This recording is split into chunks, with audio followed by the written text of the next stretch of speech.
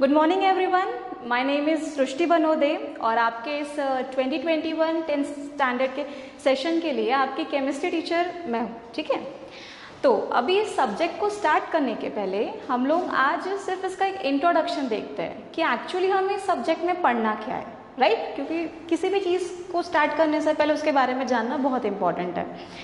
तो जो सबसे पहले हम लोग देखो बेसिकली आपके सिलेबस में 5 चैप्टर्स दिए गए हैं। पहला है केमिकल रिएक्शंस, दूसरा है मेटल एंड नॉन मेटल, तीसरा है कार्बन कंपाउंड्स, चौथा है acid and base and salt and पांचवा है पीरियोडिक क्लासिफिकेशन ऑफ सॉल्ट। ठीक है, तो जो सबसे पहले हम लोग स्टार्ट करेंगे ना वो है केमिकल रिएक्शंस। अभी देखो केमिस्ट्री की बात करें तो मेनली हमें केमिकल चेंजेस के बारे में ही पढ़ना है। जैसे कि इस चैप्टर में स्पेशली चेंजेस दो होते हैं, एक फिजिकल चेंज हो रहा है, केमिकल चेंज। तो केमिकल चेंज हो रहा है इसका मतलब कोई ना कोई रिएक्शन हो रही होंगी उसमें, तो उसी रिएक्शन कैसी होती है, उसे कैसे एक्सप्रेस किया जाता है, उसके कौन से टाइप होते हैं, ये सारी चीज़ें हमें इस चैप्टर में एक ओवरव्यू, एक शॉर्ट व्यू में समझाया गया है। मैं शॉर्ट व्यू इसलिए कह रही हूँ क्योंकि इसका डिटेल वर्जन आपको सारी चीज़ें हम जो भी यहाँ पढ़ने वाले हैं 10th में वो उसका डिटेल्ड वर्जन आपको 12th स्टैंडर्ड में होता है। तो पहला जो चैप्टर है हमारा केमिकल रिएक्शंस, इसमें हमें केमिकल इक्वेशंस के बारे में पढ़ना है। इक्वेशंस क्या होते हैं, जो रिएक्शन हो रही है उसको एक्सप्रेस करने का तरीका, फिर उसे बैलेंस कैसे करते हैं। अब ये टर्म आपको शायद समझ में ना आए लेकिन जब हम पढ़ेंगे तब आपको समझ में आ जाएगी। इसके अलावा अलग अलग टाइप की रिएक्शंस होती है जैसे कि combination, decomposition, displacement, double displacement, oxidation, reduction, precipitation, neutralisation, ये सारी टाइप की रिएक्शंस हमें पढ़नी है। और एक चीज़ याद रखो, क्यों मैं सबसे पहले ये चैप्टर ले रही हूँ, द रीज़न इज कि इसमें ये जो हम यहाँ पे जो फंडामेंटल्स पढ़ने वाले हैं ये आपको मेटल एंड नॉन मेटल इस चैप्टर में काम आएगा, कार्बन कंपाउंड्स इस चैप्टर में काम आएगा, क्योंकि एसिड बेस एंड सॉल्ट इस चैप्टर में भी काम आएगा। क्योंकि जब भी हम केमिकल रिएक्शंस की बात करेंगे तो बेसिकली इनमें से ही कोई ना कोई एक होगी, इसलिए सबसे पहले हमें यही पढ़ना है और इसको गलती से भी कोई भी टॉपिक मिस नहीं करना है। ठीक है, और अच्छे से पढ़ना है। नेक्स्ट जो हम चैप्टर लेंगे वो है कार्बन कंपाउंड्स। कार्बन कंपाउंड्स क्यों? क्योंकि ये होने के बाद में ये बहुत जल्दी हो जाता है। इसमें आपको, अब मैम आप लोगों के दिमाग में क्वेश्चन आना चाहिए chemical reaction, metal non metal, but carbon compounds, carbon की ऐसी क्या खासियत है? देखो सारे एलिमेंट्स एक तरफ और अकेला कार्बन एक तरफ। ठीक है, तो कैसा है ना कि कार्बन के इतने इमेंस कंपाउंड्स है, इतने लार्ज अमाउंट में कंपाउंड्स है कि उसकी स्टडी के लिए एक स्पेशल ब्रांच बनाई गई जिसे कहते हैं हम लोग ऑर्गेनिक केमिस्ट्री। ठीक है, अभी उसके बारे में कार्बन कंपाउंड्स के बारे में क्यों ऑर्गेनिक केमिस्ट्री बोले, इसका एग्जैक्ट मीनिंग क्या है, इसको इतना वेटेज क्यों दिया गया है, ये सारी चीज़ें इस चैप्टर पे हम समझेंगे। तो यहाँ पे बस हमें उसका थोड़ा सा एक वो किस तरह के कंपाउंड्स फॉर्म करता है, किस तरह की बॉन्डिंग होती है, उसका नेचर क्या होता है, ये सारी चीज़ें समझनी है। इसके बाद में एक फंक्शनल ग्रुप, शॉर्ट में बोलो तो खानदान होता है ये केमिकल्स का। ठीक है, जितने भी हमारे फंक्शनल ग्रुप्स अगर मैं बोलूँ, जैसे हम लोगों के खानदान होते हैं ना कि इसका ये खानदान है, शर्मा, पराले, बनोदे एक्सेट्रा एक्सेट्रा, उसी तरह से केमिकल कंपाउंड्स के भी कुछ खानदान होते हैं अगर हम हमारी लेमन लैंग्वेज में बात करें तो। फिर इसके बाद में उसके बारे में हमें स्टडी करना है, ये थोड़ा सा लर्निंग वाला पार्ट है बट इट्स वेरी इजी। फिर इसके बाद में हमें टाइप ऑफ हाइड्रोकार्बन्स पढ़ने। हाइड्रोकार्बन क्या है ये इस चैप्टर में पता चलेगा। 2 टाइप के होते हैं, सैचुरेटेड, अनसैचुरेटेड। शॉर्ट में अगर समझना है तो घी मतलब सैचुरेटेड हाइड्रोकार्बन, अनसैचुरेटेड मतलब आपका ऑयल। ठीक है, इसके बाद में हमने अभी जब हम इतना सब पढ़ेंगे तो फिर एग्जाम्पल के तौर पे आपको कुछ कंपाउंड्स दिए गए हैं कार्बन के, स्पेशली जिसके ऊपर वेटेज दिया गया, that is ethanoic acid, ethanol, soap and detergent. तो ये कुछ चीज़ें हमें थोड़ा डिटेल में पढ़नी है। अपार्ट फ्रॉम दैट हमें एक general chemical properties of carbon compound जहाँ पढ़नी है। देखो यहाँ पे केमिकल प्रॉपर्टीज आई तो इनमें से ही कुछ ना कुछ होगा, इसीलिए ये चैप्टर सबसे ज़्यादा इंपॉर्टेंट है। ये आया तो ये फटाफट हो जाता है। ठीक है, ज़्यादा दिमाग लगाना ही नहीं पड़ता हमें। हाँ, इसमें एक चीज़ मैं लिखना भूल गई हूँ, that is structure of carbon compounds. इसमें एंड नॉमेनक्लेचर, ये सबसे ज़्यादा इंपॉर्टेंट है। सॉरी मैं वही लिखना भूल गई, नॉमेनक्लेचर एंड स्ट्रक्चर। ठीक है, देख लो।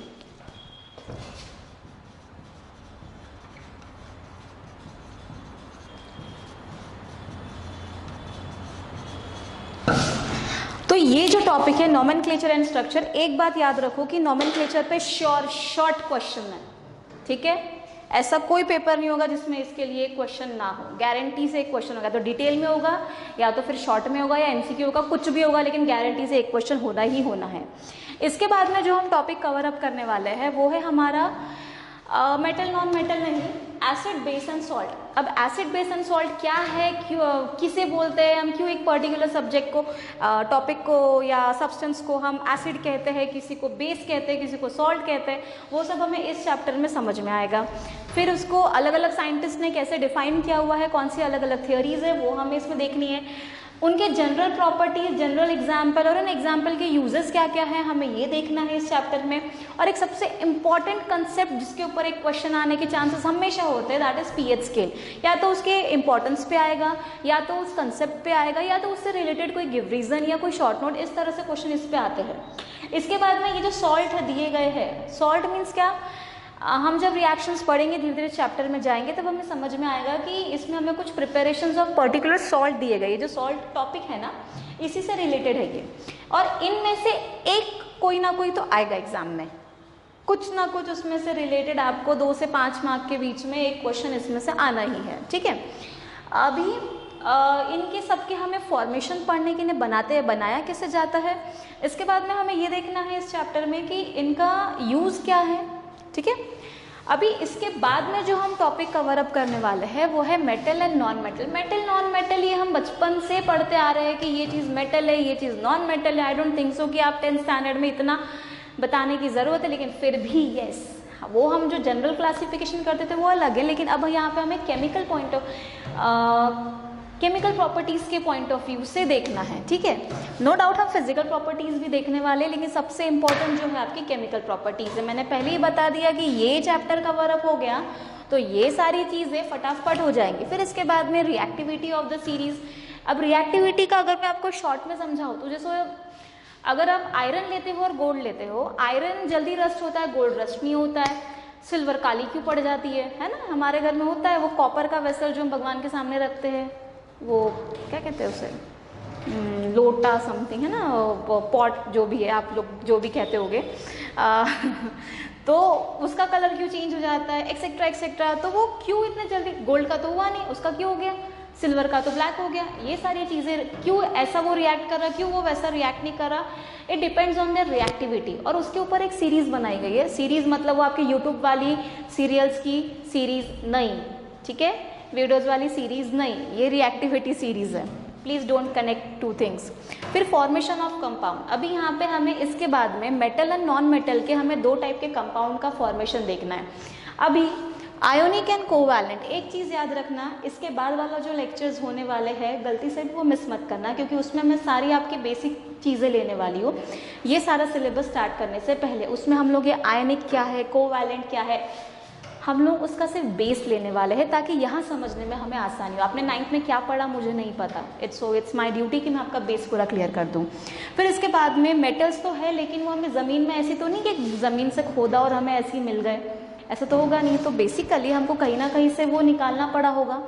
तो वो जो प्रोसेस है, कैसे हमें वो पर्टिकुलर मेटल मिलता है, कैसे हम वो उसे यूज़ करते हैं, कैसे उसे रिफाइन करते हैं, कैसे प्योरीफाई करते हैं, हर मेटल के डिपेंडिंग अपॉन देयर रिएक्टिविटी हम लोग अलग अलग प्रोसेस यूज़ करते हैं। सारे नहीं, इन जनरल हम पढ़ने वाले कुछ स्पेसिफिक मेटल्स के बारे में, वो पढ़ना है। फिर इसके बाद में corrosion and it's prevention. Corrosion हमें पता है यार, जंग लग जाता है, तो उसको प्रिवेंट कैसे करते हैं।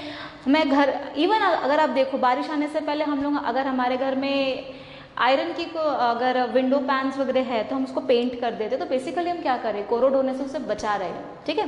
तो इस तरह की बेसिक सी चीज़ें इस टॉपिक में दी गई। It's very important. यस, इससे भी एक क्वेश्चन आने के चांसेस बहुत ज़्यादा होते हैं। It is an important topic, छोटा सा आएगा बट आएगा ज़रूर क्वेश्चन। फिर लास्ट जो टॉपिक हम लोग पढ़ने वाले हैं, जो कि थोड़ा सा ईजी भी है और लेंदी भी है, इसमें आपको थोड़ा सा लाइक लर्न करना पड़ेगा। लर्न तो नहीं कह सकती हूँ मैं, अगर मैं जो ट्रिक्स मैं दूंगी अगर आप उसको यूज़ करते तो फटाफट आपको वो सीरीज़ वगैरह याद हो जाएगी।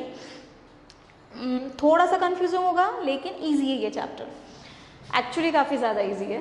तो पीरियोडिक क्लासिफिकेशन ऑफ एलिमेंट्स, अभी दुनिया में इतने सारे एलिमेंट्स है, लेकिन कैसा है कि आपको हम भी कोई भी काम करते हैं तो चीज़ों को सेग्रीगेट करते हैं, सेग्रीगेट की हुई चीज़ें कैसे अच्छी लगती है। जैसे आपकी रफ कॉपी होती है वो सेग्रीगेटेड नहीं होती है ना, उसमें आपके सारे के सारे जितने भी आपके सब्जेक्ट है वो उसमें इन्वॉल्व होते हैं, लेकिन जो हमारी एक पर्टिकुलर फेयर कॉपी होती है उसमें हम लोग प्रॉपरली एक ही सब्जेक्ट का लिखते हैं, चैप्टर वाइज करते हैं, क्यों, ताकि हमें पढ़ने में आसानी हो। रफ कॉपी में सब ढूंढना पड़ता है। तो सिमिलरली जब एलिमेंट्स की बात करते हैं, हम उनके प्रॉपर्टी स्टडी करते हैं, जब साइंटिस्ट लोग उनके ऊपर रिसर्च करते हैं, तो उनको हर चीज़ सेग्रीगेटेड चाहिए कि हाँ, मुझे अगर ऐसा ऐसा कंपाउंड बनाना है जिसकी ये प्रॉपर्टी, तो मुझे कौन सा एलिमेंट लगे, तो क्या वो सारे एलिमेंट से रिएक्शन करते बैठेगा, क्या नहीं। इसलिए सेग्रीगेशन बहुत ज़रूरी होता है हर चीज़ में। तो यहाँ पे जो पीरियोडिक क्लासिफिकेशन है, पीरियोडिक क्यों कहा गया, बराबर तरीके से उसको बहुत अच्छे से क्लासीफाई किया गया हुआ है, तो उसकी ज़रूरत क्यों पड़ी वो हम तो डिटेल में देखने वाले। अब हर चीज़ इवॉल्व होती है, एकदम से तो क्लासिफिकेशन आ नहीं गया होगा। तो पहले आया था डोबेराइनस ट्रायड, न्यूलैंड्स ऑक्टेव, उसके बाद आया मेंडलीव पीरियोडिक टेबल, फिर आया हमारा मॉडर्न पीरियोडिक टेबल। ठीक है, जो आज हम लोग यूज़ करते हैं, जो क्लासिफिकेशन यूनिवर्सली एक्सेप्टेड है, नो डाउट ये सब भी है, जो आज हम लोग प्रेजेंटली फाइनल हम लोग जिसको यूज़ करते हैं that is modern periodic table. और इसी के बेसिस पे फिर हम लोग कैरेक्टरिस्टिक पढ़ेंगे, period and group. Period and group क्या होता है ये आप जब हम इस चैप्टर को देखेंगे तब हमें समझ में आएगा। ठीक है, अभी अपार्ट फ्रॉम दिस ये जो चैप्टर्स है ये तो हमारा ये पूरा हमारा सिलेबस हो गया। इसके पहले, ये स्टार्ट करने के पहले हम कुछ बेसिक छोटी छोटी चीज़ें जो आप पहले भी पढ़ चुके हो, लेकिन फिर भी जस्ट फॉर एक रिकॉल हम लेने वाले हैं from the next lecture. Okay, hope so आप लोग आई थिंक सो आप नेक्स्ट लेक्चर में ज़रूर आओगे। ठीक है, ओके, बाय।